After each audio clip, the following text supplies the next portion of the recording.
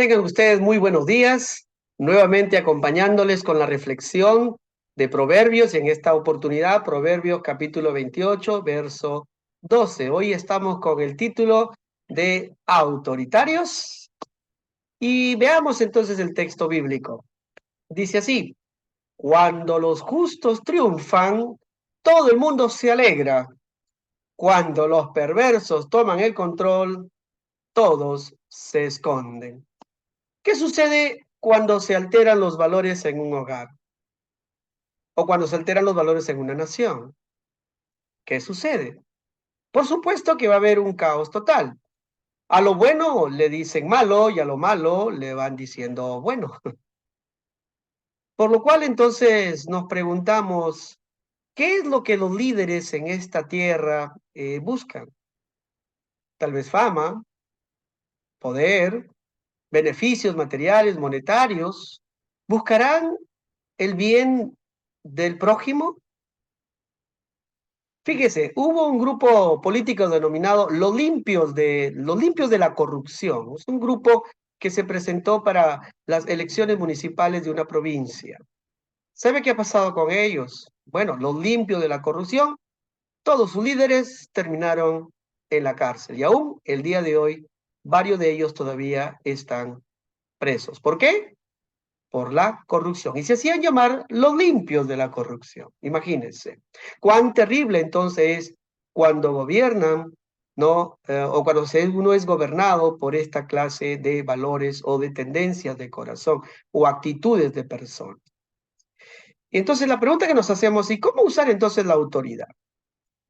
Para ello tendríamos que entender primeramente lo que es el poder.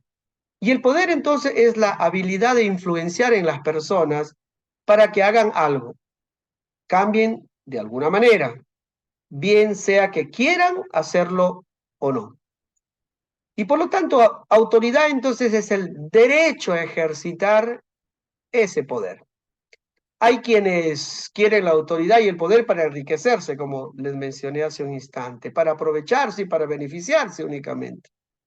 Pero el buen uso de la autoridad más bien contribuye a controlar la conducta individual y la conducta colectiva. Por otro lado, es un factor imprescindible a todos los niveles de la actividad humana. Debemos entender en esta mañana que toda autoridad viene de Dios. Todas las autoridades que están sobre la tierra provienen de Dios. ¿Qué significa esto? Que Dios les permite a los que, por ejemplo, tienen gobiernos del tipo elecciones, ¿no es cierto?, de Estado, de gobierno, vale decir, pueden elegir su voto libremente, es decir, diferentes tipos de gobierno, ¿no? Y en todo tipo de gobierno hay autoridades. Y entonces Dios permite que ellos gobiernen. Pero recuerden que a todos nosotros Dios nos va a juzgar. Así que Dios le da la oportunidad de gobernar, de dirigir. Vaya a ver cada uno cómo hace esa tarea y cómo asume esa responsabilidad. Entonces, una verdadera autoridad debe representar dignamente a Dios desde el hogar, ¿eh? Y debe esperar que sea Él, sea Dios, el que le honre como tal, ¿no? Por tanto, nunca trate usted de establecer su propia autoridad. Por ejemplo, los esposos, ¿no? A veces reclaman autoridad, quieren imponer autoridad. Algunos líderes espirituales, ¿no?, imponen autoridad. Bueno, Jesús, vemos aquí en la tierra, que les hablaba con autoridad y a él les seguían. ¿Por qué? Porque les compartía con autoridad. Y eso es lo que tenemos que imitar nosotros. Entonces debemos saber que representamos a la autoridad divina. Y por esta causa, entonces, estamos puestos en autoridad porque tenemos una relación, obviamente, de autoridad en Dios, porque Dios es nuestra autoridad, y en base, obviamente, a esa relación podemos ejercer la autoridad. Luego, entonces, lo debemos hacer como Jesús nos enseñara, con mansedumbre y humildad. ¿Qué dijo Dios respecto a los líderes de este mundo? En Mateo 20, 25, 26 dijo así, cuando los discípulos estaban buscando también que tener algún lugar de autoridad. Y él les dijo, ¿sabéis que los gobernantes de las naciones se enseñorean de ellas y los que son grandes ejercen sobre ellas potestad? Mas entre vosotros no será así, sino que el que quiera hacerse grande entre vosotros será vuestro servidor. Qué trascendente, ¿verdad? Esta forma de mirar o de ver y de aceptar la autoridad, ¿no? El que quiera ser primero, en todo caso, el que quiera ser grande, tiene que ser primeramente servidor. Y así nos mostró Jesús con el ejemplo, y así podemos hacerlo también nosotros en todo orden de relación que nos toca vivir, si tenemos entonces delegada esa autoridad. Pedro lo ejemplificó muy bueno, muy bien, en 1 Pedro 5, 2 a 3, cuando dice, cuiden al rebaño que Dios les ha encomendado, hablando a las autoridades espirituales, háganlo con gusto, no de mala gana, ni por el beneficio personal, que puedan sacar de ello, ¿verdad? Sino porque están deseosos de servir, por ello, por el servicio, ¿no? Pero servir a Dios. No abusen, escuche bien, el verso 3 va a decir, no abusen de la autoridad que tienen sobre los que están a su cargo, sino guíenlos con el buen ejemplo. ¿Cuál es el cambio entonces? Usar el poder para servir a otros, guiar a otros, ser ejemplo para otros, hacerlo de buena gana, no por ganancia deshonesta, sino con un ánimo pronto.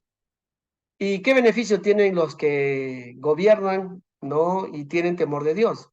Bueno, dice aquí el texto, cuando los justos triunfan, todo el mundo se alegra, ¿no? Todo el mundo se alegra. El justo triunfo, ¿verdad? Entonces, la comunidad se beneficia con acciones correctas cuando tenemos líderes que temen a Dios, que consideran a Dios o que tienen valores importantes en su vida. Cuando aquellos que viven con sabiduría y rectitud se regocijan, es porque hay una situación maravillosa en la comunidad que es bueno para todos, y entonces grande es el regocijo y la gloria. Gran gozo y gran alegría en la ciudad, ¿verdad? Pero, ¿qué consecuencias hay cuando gobiernan las personas eh, falto de valores o con corazones perversos? ¿Qué dice el texto? Cuando los perversos toman el control, todos se esconden. ¿Por qué se esconden? Es la pregunta que uno podría hacerse. Porque hay sufrimiento, básicamente, ¿no? Entonces, el estado de esta nación es tan vergonzoso y tan peligroso que hombres sabios y aún hombres buenos, que son dignos en su nombre, se retiran o se van, se esconden en otros lugares, o vale decir, salen de su lugar y buscan otro lugar. ¿Por qué? Porque son afligidos o porque les causa vergüenza vivir en un espacio como este, ¿no? Porque la maldad que se comete pública es de una situación pues no tolerable, ¿no? Bien, entonces imagina usted que los hijos puedan llegar a casa y luego el papá, y cuando llegue el papá, los hijos se esconden. ¿Podría usted ver un hogar así? ¿Por qué se esconderían los hijos? Y aquí entonces una reflexión a los padres. ¿Cómo están ejerciendo su autoridad? ¿Están haciendo abuso de ello? Dios nos va a llamar a cuentas a todos los papás. ¿Cómo hemos ejercido nuestro liderazgo en el hogar? ¿No?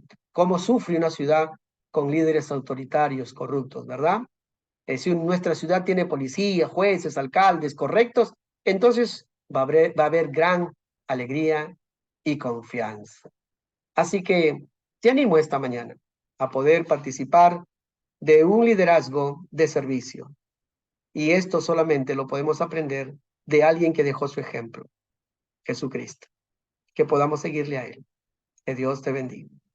Te invito a tener tiempos de oración y ora, por favor, por los gobernantes que tenemos, que puedan acercarse a Dios y tener temor de Dios, para que los líderes mantengan valores firmes y trascendentes, y también para que los líderes puedan guiar con el ejemplo de servicio a los demás. Que tengas un buen día. Que Dios te bendiga.